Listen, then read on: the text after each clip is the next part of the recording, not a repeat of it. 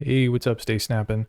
So you're asking, have you been able to use MIDI to trigger multiple amp envelopes on multiple tracks at the same time? For example, if I have 3 tracks on channel 10 being triggered simultaneously with the MIDI controller, it seems like the attack or release setting only works on the selected track, even if I've set up different attack settings for each track. So yeah, thank you for explaining what you meant. I wasn't sure if you're talking about adjusting the attack or release across multiple tracks with like MIDI CC or something. But yeah, to answer your question, my experience is different than yours. For me, the amp settings are maintained separately across each track, and that's what it sounds like too. So for instance, I have this sound on track 1, and it's got very high attack, and it's panned left. And then I've got this sound on track 2, which has very low attack, it's panned right. And then the KO2 is sending MIDI out via channel 10, and both of these tracks are listening to the MIDI in from channel 10.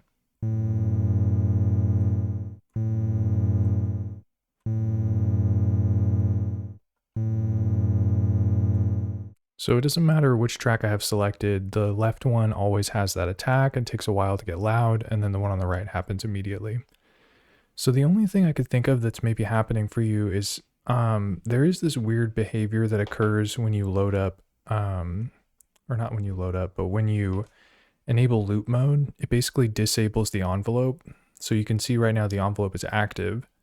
Then I go to the sound page, I press the right auxiliary button to set it to loop mode.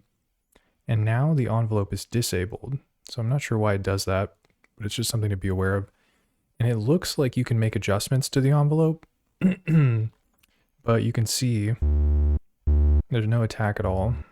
Then you enable it, and then the attack is there. So yeah, maybe make sure that the envelope is enabled by pushing the right auxiliary button on the amp page.